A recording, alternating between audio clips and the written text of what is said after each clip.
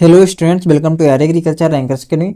मैं आपका अपना ही राजधानी और ये हमारा rural sociology and educational psychology का 19वां लेक्चर है, जिसमें हम पढ़ने वाले हैं कि व्यक्तित्व क्या होता है। हम व्यक्तित्व को इंग्लिश में पर्सनैलिटी कहते हैं और इस लेक्चर में हम इस व्यक्तित्व के अर्थ, प्रकार, कारक एवं कृषि प्रसार में इसके महत्व के बारे में बात करने वाले हैं कि ये किस प्रकार से प्रभावित करता है हमारे एग्रीकल्चर एक्सटेंशन को।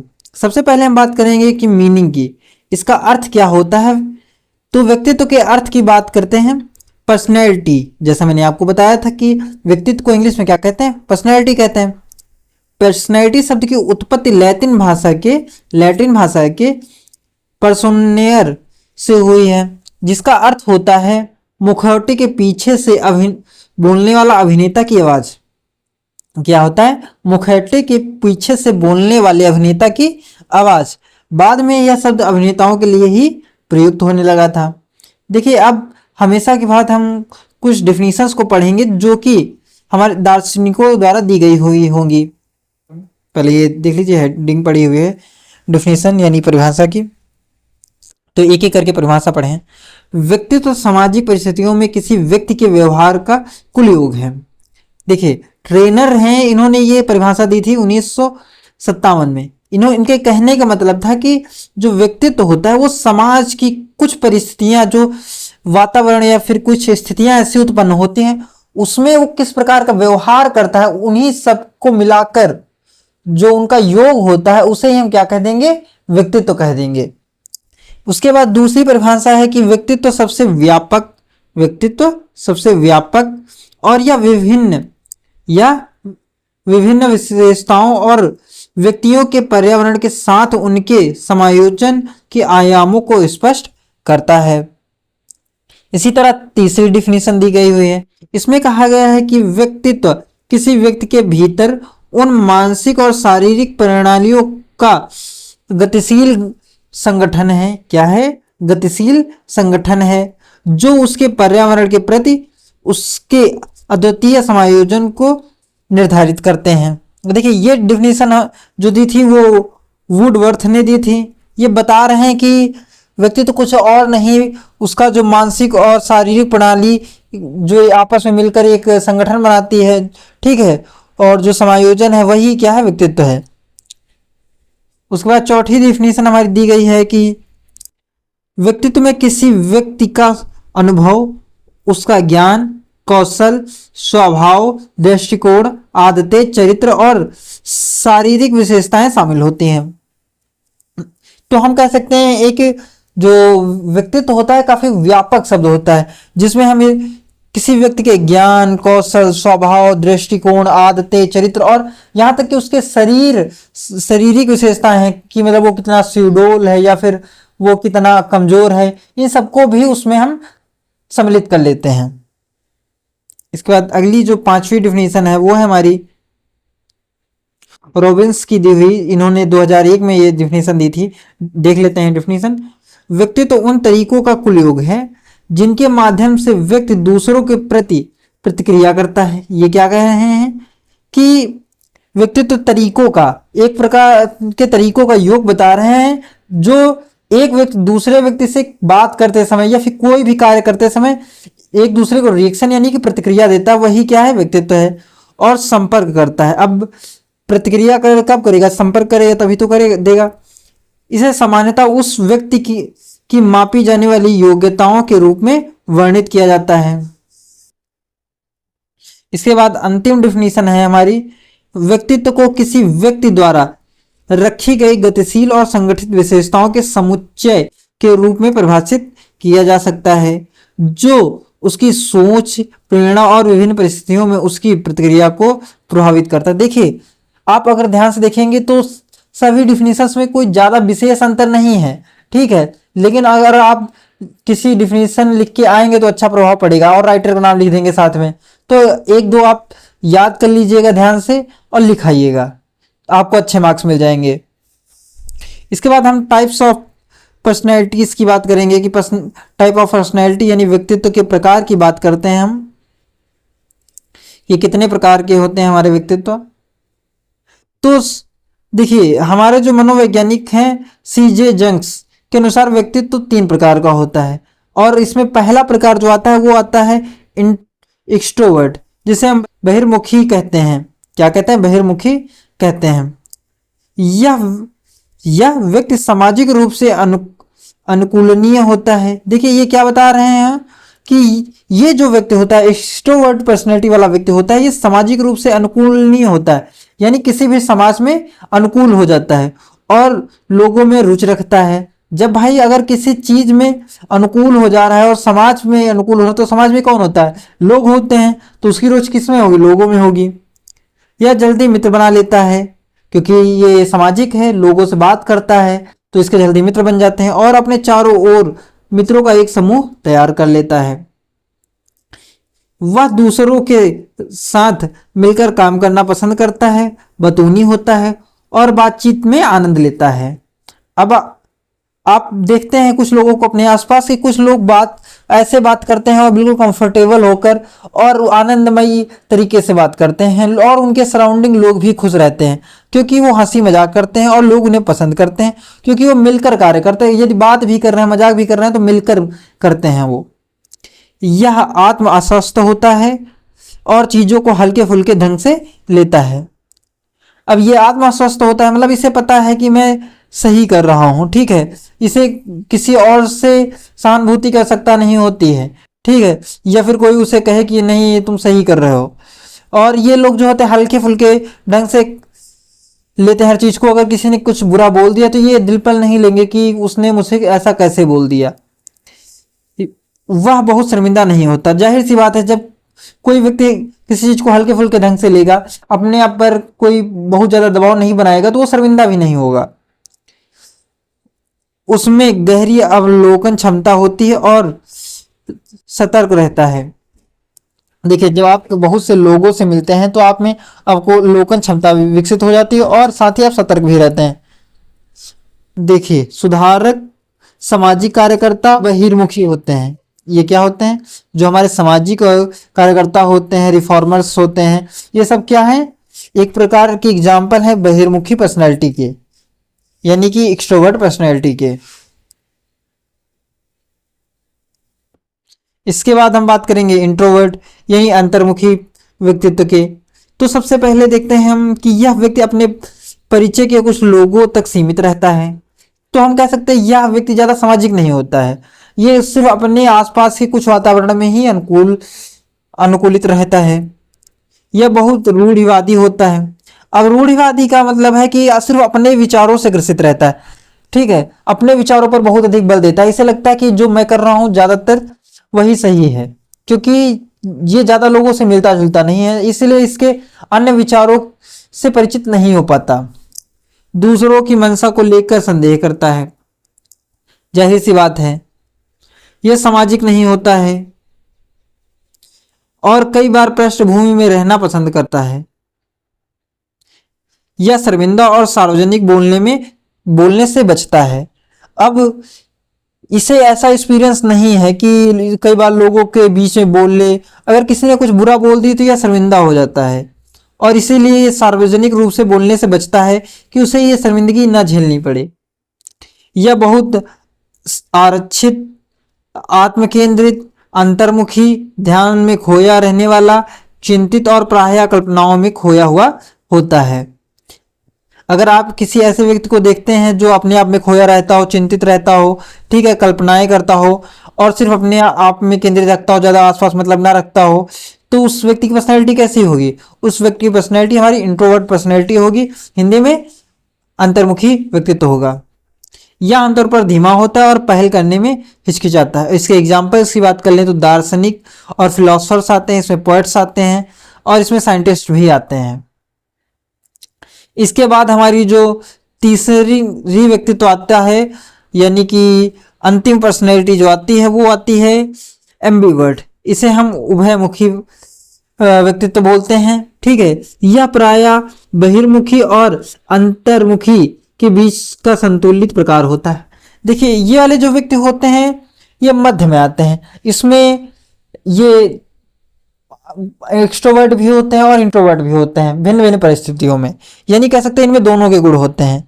ना तो ये पीक लेवल के एक्सट्रोवर्ट होते हैं ना पीक इंट्रोवर्ट होते हैं, ठीक है, कि एक्सट्रीम कहना चाहिए, एक्सट्रीम एक्सट्रोवर्ट भी नहीं होंगे और एक्सट्रीम इंट्रोवर्ट भी नहीं होंगे ये लोग। इनके व्यवहार में संतुलन पाया जाता है। इनकी मानसिक ऊर्जा कुछ आंतरिक और कुछ बाह्य होती है। अपने विचारों और भावनाओं में भी रुचि रखते हैं तथा दूसरे और उनके कार्यों में भी। हम इनमें से अधिकांश लोग इसी प्रकार के होते हैं।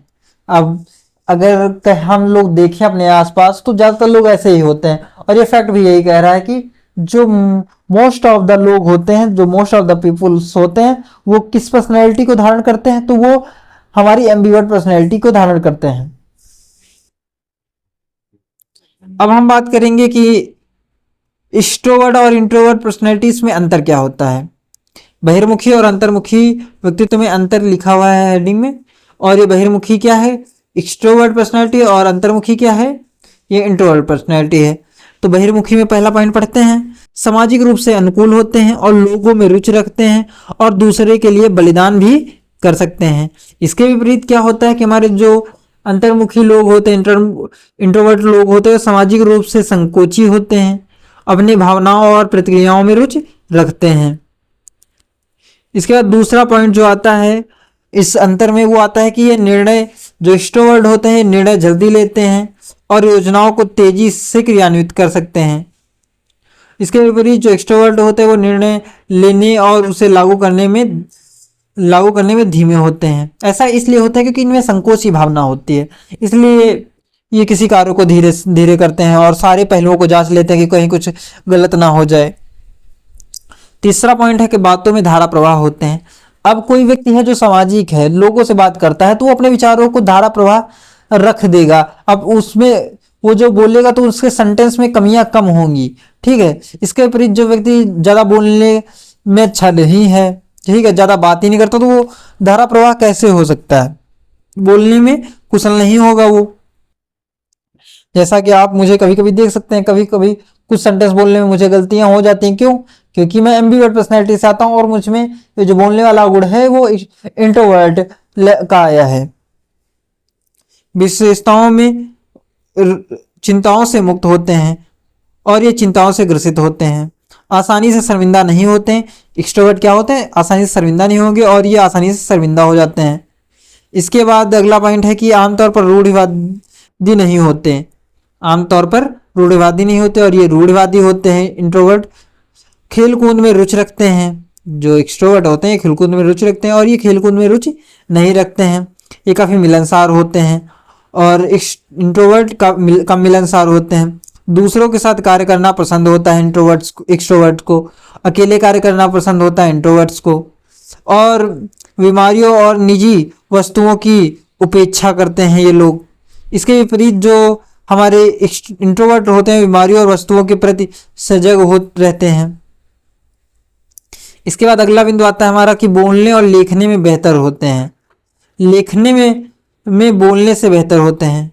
देखिए क्या होता है, जो एक्सट्रोवर्ट होते हैं वो लिखने से ज़्यादा अच्छा होता है कि वो बोल लेते हैं, क्योंकि वो बोलने में सक्षम होते हैं, ठीक है। सक्षम होने का मतलब ये नहीं कि वो जबान है उनके पास, जबान तो उनके पास भी है इंट्रोवर्ट्स के बाद, लेकिन अपनी भावनाओं को व्यक्त करने की बात है तो ये अपनी भावनाओं को बोलकर ज़्यादा अच्छे से व्यक्त कर लेते हैं। इसके विपरीत जो हमारे इंट्रोवर्ट होते हैं ये लिखकर अपनी भावनाओं को ज़्यादा अच्छे से व्यक्त कर लेते हैं। इसीलिए जो पोइट्स आते हैं, दार्शनिक आते हैं, वो किस में आते हैं, इंट्रोवर्ट्स में आते हैं ज़्यादातर। दूसरों के साथ रहना पसंद करते हैं, अकेले रहना पसंद करते हैं इंट्रोवर्ट्स, और निर्णय लेने में दूसरों की मदद लेते हैं और निर्णय लेने में स्वतंत्र रूप से लेते हैं। ये जो इंट्रोवर्ट्स हैं ये सिर्फ स्वतंत्र रूप से स्वयं के निर्णय पर निर्भर करते हैं, और एक्सट्रोवर्ट्स हैं जो दूसरों से मित्रता हैं, दूसरे से जानते हैं, वो दूसरे से ले लेते हैं सलाह। इसके बाद अगला बिंदु आता है हमारा कि सामाजिक और सार्वजनिक कार्यक्रमों में भाग लेते हैं। सामाजिक कार्यक्रमों से दूर रहते हैं ये लोग। आमतौर पर आदर्शवादी नहीं होते हैं, प्रबल आदर्शों वाले होते हैं ये लोग। जो इंट्रोवर्ट्स होते हैं ये प्रबल आदर्शों वाले होते हैं। कुछ खुले स्वभाव के होते हैं, आरक्षित स्वभाव के होते हैं, यानी कि इनका कुछ सीमित स्वभाव होते हैं, उस सीमित स्वभाव से हटकर कुछ प्रतिक्रिया नहीं देते ये लोग, या फिर कहते तो कुछ बाहरी चीज़ों को नहीं सीखते ये। इसके विपरीत जो एक्सट्रोवर्ट होते हैं ये सीखते रहते हैं, वो जो बाहर दिख रहा है उसे ट्राई करते रहते हैं, ये मतलब है इसका। अगर किसी व्यक्ति को कुछ करते देखा तो ये लोग भी उसमें ट्राई करने की कोशिश करते हैं। इसके बाद हम देखें, अगला पॉइंट है किताबें पढ़ना पसंद नहीं करते। जो एक्सट्रोवर्ट होते हैं ये किताबें पढ़ना पसंद नहीं करते हैं। इसके विपरीत जो इंट्रोवर्ट्स होते हैं इन्हें किताबें पढ़ना काफ़ी पसंद होता है, यानी किताबें पढ़ना पसंद करते हैं। और ये स्वभाव में लचीले होते हैं। जो एक्सट्रोवर्ट होते हैं इनका स्वभाव कैसा होगा, लचीला होगा, और जो इंट्रोवर्ट होंगे इनका स्वभाव लचीला नहीं होगा, यानी कठोर स्वभाव के होंगे ये। कठोर स्वभाव का मतलब ये नहीं कि ये दयावान नहीं है, ठीक है, इसका मतलब ये है कि अपने स्वभाव में परिवर्तन नहीं लाते हैं। इसके बाद अगली जो हमारी हेडिंग है वो है कि व्यक्तित्व को प्रभावित करने वाले कारक, ठीक है, और यानी कि फैक्टर्स अफेक्टिंग पर्सनैलिटी। एक वयस्क व्यक्ति का व्यक्तित्व मुख्य रूप से आनुवंशिक यानी हेरिडिटी और पर्यावरण एनवायरमेंटल कारकों द्वारा निर्मित होता है तथा उस पर परिस्थितियों यानी स्थितियों सिचुएशनल कंडीशंस का भी प्रभाव होता है। आनुवंशिकता हेरिडिटी कैसे प्रभावित करते हैं इसकी बात करते हैं। व्यक्तित्व का संबंध आनुवंशिकता से होता है क्योंकि अधिकांश गुण जन्मजात होते हैं। अब ज्यादातर जो गुण आते हैं वो होते हैं माता पिता से आते हैं, ठीक है, तो हेरिडिटी पर काफ़ी ज़्यादा व्यक्ति की पर्सनैलिटी निर्भर करती है। तंत्रिका तंत्र ग्रंथियों, आंतरिक इच्छाएं और भावनाएं और मनोवैज्ञानिक क्षमताएं व्यक्ति के व्यक्तित्व में परिवर्तन लाती हैं। अब जैसे जैसे व्यक्तियों को देखता है सीखता है वैसे वैसे उसमें परिवर्तन आता रहता है।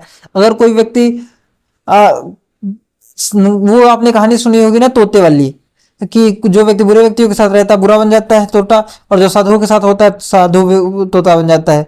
वैसे ही अगर आप एक्सट्रोवर्ट्स व्यक्तियों के साथ रहते हैं जो अपनी भावनाओं को सही से व्यक्त करते हैं, जो खुले विचारों के हैं, तो आप वैसे बन जाएंगे। इसके विपरीत अगर आप के आसपास इंट्रोवर्ट्स लोग कम हैं जो अपनी भावनाओं को कम व्यक्त करते हैं, आप अकेले रहते हैं, ठीक है, आपके पास आसपास लोग कम हैं, तो आप इंट्रोवर्ट बन जाएंगे और इस तरह परिवर्तन आता है पर्सनैलिटी में। आनुवांशिक प्रभाव प्रत्यक्ष और अप्रत्यक्ष दोनों प्रकार से व्यक्तित्व को प्रभावित करता है। मैंने अभी आपको बता ही दिया कैसे कैसे प्रभावित करता है। प्रत्यक्ष प्रभाव क्या है? मानसिक सतर्कता और भावनात्मक ऊर्जा में तीव्रता से होता है। ये जो प्रत्यक्ष प्रभाव क्या है, मानसिकता सतर्कता और भावनात्मक ऊर्जा की तीव्रता से है। और अप्रत्यक्ष प्रभाव कैसे है? समाज द्वारा आनुवांशिक गुणों की सामाजिक व्याख्या के माध्यम से होता है। उदाहरण की बात कर लेते हैं, उदाहरण ज्यादा अच्छे समझ पाएंगे। यदि कोई बच्चा शांत और सहज स्वभाव का है तो यह उसकी आनुवांशिक बनावट के कारण है और यह गुण बदलना कठिन होता है। हालांकि व्यक्तित्व पूरी तरह से आनुवांशिकता से नियंत्रित नहीं होता है। मैंने अभी बताया था ये बाह्य कारकों से भी नियंत्रित होता है। दूसरा जो फैक्टर है वो है भौतिक पर्यावरण यानी फिजिकल एनवायरनमेंट। भोजन, जलवायु जैसे भौतिक पहलू जैविक विकास को प्रभावित करते हैं जिससे व्यक्तित्व प्रभावित होता है। जिस वातावरण में व्यक्ति रहता है वही उसके व्यक्तित्व को आकार देता है। क्या बता रहा है? ये बता रहा है कि जैसे वातावरण में आप रहेंगे उसी प्रकार का आपका व्यक्तित्व बनता चला जाएगा। उसके बाद बात करते हैं अगले फैक्टर की। जो हमारा अगला फैक्टर आता है वो आता है कि संस्कृति का प्रकार, टाइप ऑफ कल्चर। जिस प्रकार की आपकी संस्कृति होगी उसी प्रकार का आपका व्यक्तित्व होगा। संस्कृति वह मानदंड, दृष्टिकोण और मूल्य प्रदर्शन करती है जो पीढ़ी दर पीढ़ी चलते हैं और स्थायित्व प्रदान करते हैं। संस्कृति पारिवारिक वातावरण, सामाजिक समूह, सामाजिक संपर्क आदि व्यक्ति के व्यक्तित्व के निर्माण में दबाव डालते हैं। अब देखिए संस्कृति कैसे प्रभाव डालते हैं। अगर आप मान लीजिए एक ऐसे समुदाय से आते हैं जो अन्य समुदायों से मिलने जुलने में कतरता है, मतलब दूर रहता है, ठीक है, तो आपका जो बच्चे होंगे या फिर ये आपकी एक परंपरा बनती चली जाएगी कि बच्चे इंट्रोवर्ट्स होंगे, ज्यादा मिलनसार नहीं होंगे, ठीक है। इस प्रकार ये प्रभाव डालता है। उसके बाद आता है व्यक्तिगत अनुभव, इंडिविजुअल एक्सपीरियंसेस। व्यक्तित्व विकास की प्रक्रिया व्यक्ति की पहचान निर्माण, आइडेंटिटी फॉर्मेशन पर आधारित होती है। बच्चा अपने आसपास के लोगों की नकल करता है। यदि विकास सही तरीके से होता है तो वह उन गुणों को आत्मसात कर एक विशिष्ट पहचान बना लेता है। क्या होता है, यही चीज बता रहा है कि अगर आप खुद देखिए, अगर आप अनुभव की बात करते हैं, व्यक्तिगत अनुभव की बात करें, तो आप हमेशा वो अनुभव कैसे प्राप्त करते हैं, वो आप दूसरों को देखकर प्राप्त करते हैं। इसी प्रकार कोई बच्चा है तो वो क्या करेगा, दूसरों को देखेगा, और यदि उसकी मानसिक स्थिति और सब कुछ ठीक है तो वो उन गुणों को अपना भी लेगा अपने आप में। और जब कोई ऐसी परिस्थिति आएगा तो उसने आपको देखा है इस परिस्थिति में ऐसा कार्य करते हुए, तो वो भी वैसा ही कार्य करेगा। विचार, आदतें, मूल्य, प्रेरणा आदि व्यक्तित्व के अभिन्न अंग होते हैं जो सामाजिक संपर्क के माध्यम से आत्मसात होते हैं। इसके बाद हम बात करते हैं कि कृषि प्रसार में व्यक्तित्व की भूमिका, role of personality in agriculture extension, की कृषि प्रसार में व्यक्तित्व का क्या योगदान है। पहला योगदान देखते हैं हम, शिक्षण विधियों को पहचान, व्यक्तित्व का ज्ञान प्रसारकर्ताओं को उपयुक्त शिक्षण विधियां यानी टीचिंग मेथड चुनने में सहायता करता है, जिससे वह किसानों को सही मार्गदर्शन कर सकें। अब आप बताइए, अगर दो किसान हैं हमारे, एक किसान है जो एक्सट्रोवर्ट है और एक इंट्रोवर्ट है। जो एक्सट्रोवर्ट होगा, अगर आप हमें पता होगा कि ये एक्सट्रोवर्ट है तो उसे हमें कम समझाना पड़ेगा, उसे उचित प्रकार अगर हम जो बोलेंगे तो वो उसमें समझने की कोशिश करेगा, ठीक है। लेकिन इसके विपरीत जो हमारा इंट्रोवर्ट है वो आप थोड़ा संकोच में होगा, वो थोड़ा डिफेंसिव होगा। अगर आप कुछ समझाने की कोशिश करेंगे तो वो सोचेगा कि कहीं ये मेरी जो परंपराएं हैं इनसे अलग तो नहीं, जो मेरे विचार हैं उनसे अलग तो नहीं, उसे समझाना मुश्किल होगा। इसीलिए अलग अलग टीचिंग्स यूज करनी पड़ती हैं समझाने के लिए। तो उन टीचिंग्स के चयन के लिए हमें व्यक्तित्व को समझना जरूरी होता है।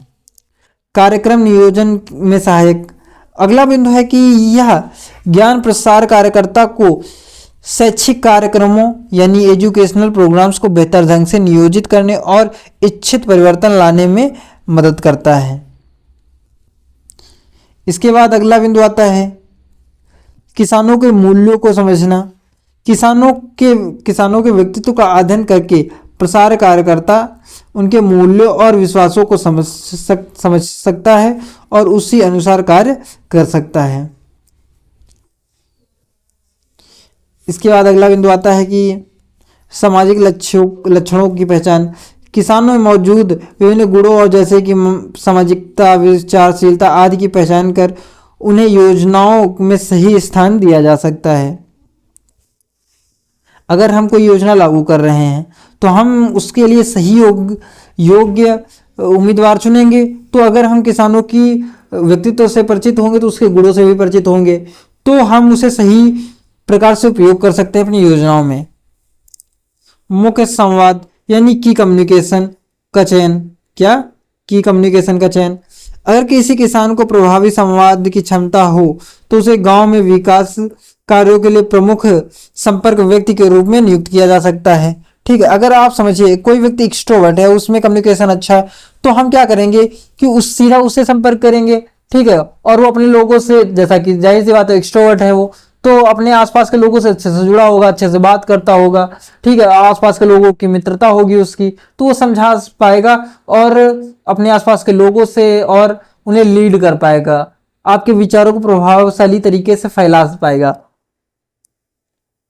उसके बाद आता है अगला बिंदु, भरोसेमंद कार्यों के लिए चयन। उन किसानों में करुणा, सहानुभूति, उदारता जैसे गुण हो उन्हें बीज वितरण, सहायता कार्यों आदि में जोड़ा जा सकता है। अब जो हमारे कृषि विस्तार अधिकारी हो तो अकेले कुछ नहीं कर सकते, उसमें कॉपरेशन की आवश्यकता होती है हमारे किसानों की बहुत ज्यादा, ठीक है। जो व्यक्ति हैं अगर वो कॉपरेट नहीं करेंगे तो कार्य कैसे सफल होगा। तो ऐसे व्यक्ति जिनमें करुणा हो, सहानुभूति हो, उदारता हो, उन व्यक्तियों को हम उन्हें लीडर के रूप में देखते हैं, उन्हें हम ऐसे कार्य सौंप सकते हैं, ठीक है। उपयुक्त किसान का चयन, अगला बिंदु क्या है, उपयुक्त किसान का चयन। प्रसार कार्यकर्ता को अपने किसानों की क्षमताओं, प्रकार और व्यक्तित्व गुणों को समझकर उन्हें उचित कार्य में लगाना चाहिए। उसके बाद अगला बिंदु आता है परिवर्तन लाने में मदद, या अध्ययन ग्रामीण समुदायों के आवश्यक परिवर्तन लाने हेतु उपयुक्त सलाह देने, योजनाएं बनाने में सहायता करता है। ये क्या करता है? समुदायों में जागरूकता लाने में हेल्पफुल होता है, और जो योजनाएं बनाई हो जाती हूँ उनके अनुसार बनाई जा सके इसमें भी सहायता करता है। धन्यवाद। आप लोग को अगर लेक्चर पसंद आया हो तो चैनल को सब्सक्राइब करिएगा। धन्यवाद।